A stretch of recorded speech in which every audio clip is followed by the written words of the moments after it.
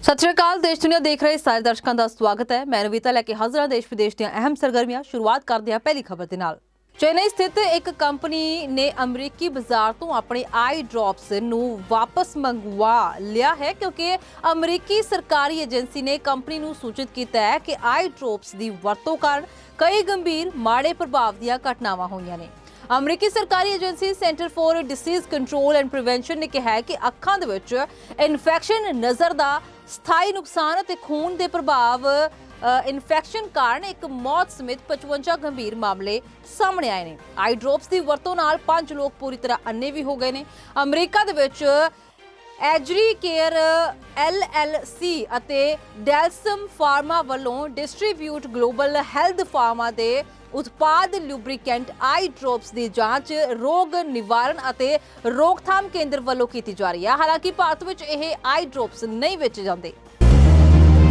अमरीका के हवाई खेतर ते पिछले कुछ दिनों तो नजर आ रहे चीन के जासूसी गुब्बारे नूं नष्ट कर दिता गया है। अमरीकी राष्ट्रपति जो बाइडेन का हुक्म मिले ही US एयरफोर्स ने हाईटेक F-22 रैप्टर एयरक्राफ्ट की मदद दे नाल चीनी गुब्बारे नूं नष्ट कर दिता है। गुब्बारे नूं नष्ट करने के लिए सिंगल साइड विंडर मिसाइल जो है दागी गई। जासूसी गुब्बारे के मलबे नाल किसी नूं नुकसान ना पहुंचे, इसलिए अमरीका के साउथ कैरोलिना के समुद्री किनारे तो लगभग 9.6 किलोमीटर दूर अटलांटिक महासागर विच नष्ट किया गया। जासूसी गुब्बारे नूं नष्ट करने के लिए फाइटर एयरक्राफ्ट ने अमरीका के वर्जीनिया दे लैंगली एयरफोर्स बेस तो उड़ान भरी सी। अमरीका के इस कदम नाल चीन बुरी तरह भड़क गया है। जी हाँ, गुब्बारा नष्ट किए जाने ते प्रतिक्रिया दिंदे हुए चीन के विदेश मंत्रालय ने कहा है कि असीं चाहुंदे सी कि अमरीका इस मुद्दे नूं शांति नाल हल करे, पर अमरीका ने साडे जासूसी गुब्बारे नूं नष्ट कर दिता है।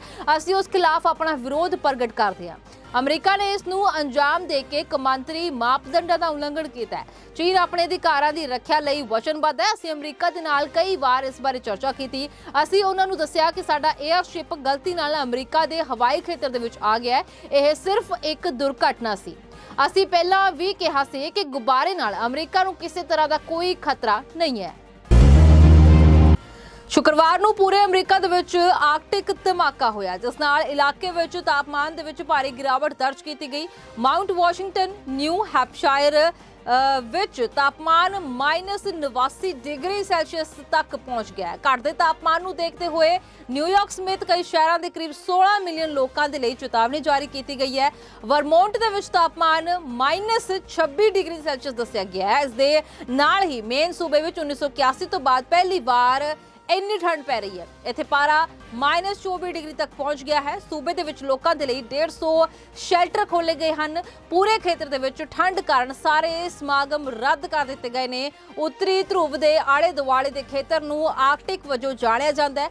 आर्कटिक धमाके विच इस हिस्से तो ठंडी हवा का एक वड्डा गोला कैनेडा राही अमरीका पहुंचता है ते अमरीका के ज्यादातर हिस्सों दे विच तापमान दे विच अचानक गिरावट दर्ज की जाती है। अजिही स्थिति दे विच कुछ घंटियां दे विच तापमान 11 डिग्री सेल्सियस तो भी ज्यादा हेठा आ सकता है। मैदानी इलाकों दे विच तापमान -57 डिग्री सेल्सियस तक घट सकता है। ब्रिटिश कोलंबिया के एब्बोट्सफोर्ड विच एक सड़क के एक हिस्से का नाम उन्हां 376 भारतीयों की याद में कामागाटामारू वे रखा जाएगा, जो 1914 दे विच भारत तो कैनेडा गए सन, पर देश वालों उन्हां नूं मोड़ दिता गया सी। सरीनाउ लीडर ने दस्सिया है कि एब्बोट्सफोर्ड सिटी कौंसल के पिछले हफ्ते साउथ फ्रेजर वे के एक हिस्से का नाम कामागाटामारू वे विच बदलण दे लई सर्वसम्मति दे नाल वोट किया, जो वेयर स्ट्रीट तो फेयर लेन स्ट्रीट तक फैलिया होया है।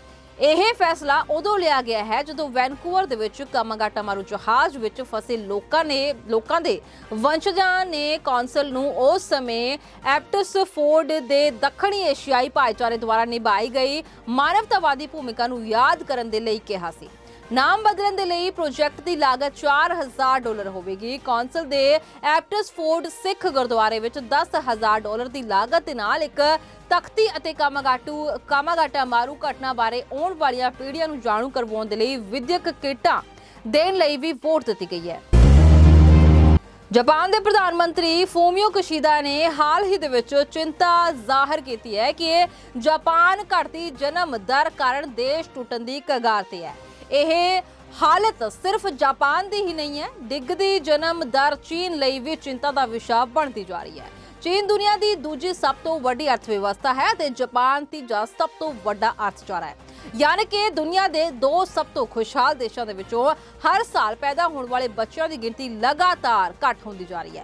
माहिरां दा कहना है कि महंगाई कारण इन्हां दोवां देशों के विच विआहे जोड़े परिवार पालन दे विच ज़्यादा दिलचस्पी नहीं दिखा रहे हैं। जेकर तुसीं सोचदे हो कि छोटे ਜਾਂ गरीब देशों के परिवार ही महंगाई तो परेशान हैं तो अजिहा नहीं है। चीन ते जापान के लोग खाण पीण का खर्चा, बच्चों की पढ़ाई का खर्चा, मकान का वधदा किराया इन्हां कारणों करके अपना परिवार वधाउण तो गुरेज कर रहे हैं। जापान दे विच रहना भारत के मुकाबले 182% तक महंगा है। इस दे नाल ही चीन दे विच रहना भारत के मुकाबले 104% तक महंगा है। सरकारी नीतियां, समाजिक ढांचे और आर्थिक स्थितियां कारण अज चीन और जापान दोवां देशों के नौजवानों की सोचण का तरीका जो है वो हुण बदल रहा है। तरजीहां बदल गई हैं। इस कारण अज स्थिति यह है कि इत्थे आबादी का घट होना चिंता का विषय बनता जा रहा है। चीन विज्ञान और टैक्नोलॉजी के खेत्र में लगातार वक्रे वक्रे तजर्बे कर रहा है। हाल ही दे विच चीनी विग्यानियों के वलों दावा किया गया है कि उन्होंने क्लोनिंग राही 3 सुपर गावां तैयार कीतियां ने। यह गावां अपनी पूरी जिंदगी में 100 टन यानी कि 2,83,000 लीटर दुध दे सकदियां ने। मीडिया रिपोर्टां मुताबक तीनों गावां दा प्रजनन नॉर्थ वेस्ट यूनिवर्सिटी के विग्यानियों ने किया है। जानकारी अनुसार यह 3 सुपर गावां दे बच्चे पिछले 2 महीनों विच निंगजिया इलाके विच पैदा होए सन। यह सारे नीदरलैंड तो आने वाली होल्स्टीन फ्रीजियन गां दे क्लोन हैं। विग्यानियों के अनुसार एक सुपर गऊ एक साल विच 18 टन यानी कि 16.3000 लीटर दुध देने दे समर्थ है। यह अमरीका की आम गां नालों 1.7 गुणा वध है। प्रोजैक्ट लीड जिन यापिंग ने दस्सिया है कि सब तो पहला चंगी नस्ल दीआं गावां दे कंन दे सैल कड्ढे गए, फिर इन्हां तो भ्रूण तैयार किए गए ते 120 गावां दे विच लगाए गए। इन्हां विचों 42% गावां जो है वो गर्भवती हो गई हैं। इस समय 3 सुपर गावां ने जन्म लिया है, जबकि अगले दिनों दे विच 17.5% बच्चे पैदा हो सकते हैं। उन्होंने कहा है कि अगले 2 तो 3 सालों दे विच चीन दे विच 1000 सुपर गावां पैदा कीतियां जाणगियां। इसदा वध तों वध लाभ डेयरी उद्योग नूं मिलेगा। दिवालिया होने की कगार ते खड़े पाकिस्तान नूं एक बार फिर तो जोरदार झटका लगन वाला है। आर्थिक संकट दे विच फसे देश विच डॉलर की कमी कारण सब तो वड्डी तेल रिफाइनरी सेनर्जी को बंद कर दी गई है। दी एक्सप्रेस ट्रिब्यून की रिपोर्ट अनुसार पिछले दिनी रुपए की कीमत दे विच इतिहासक तौर पर गिरावट आई है।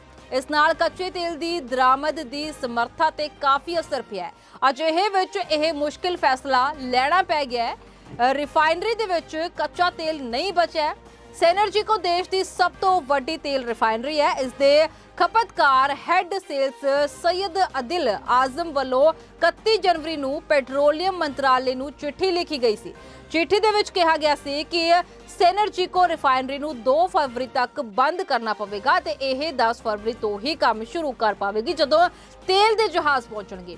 इस रिफाइनरी नूं पहला बाइको पेट्रोलियम वजों जाणिया जांदा सी। पाकिस्तान के साबका राष्ट्रपति परवेज मुशर्रफ संबंधी वड्डी खबर सामने आई है। परवेज मुशर्रफ 89 साल की उम्र दे विच दुनिया नूं अलविदा कह गए ने। दस्सिया जा रहा है कि परवेज मुशर्रफ लंबे समय तो बीमार सन, जिस करके उन्होंने इलाज के लिए दुबई के एक हस्पताल दे विच भर्ती करवाया गया सी। जानकारी अनुसार परवेज मुशर्रफ कई महीनों तो हस्पताल दे विच दाखिल सन।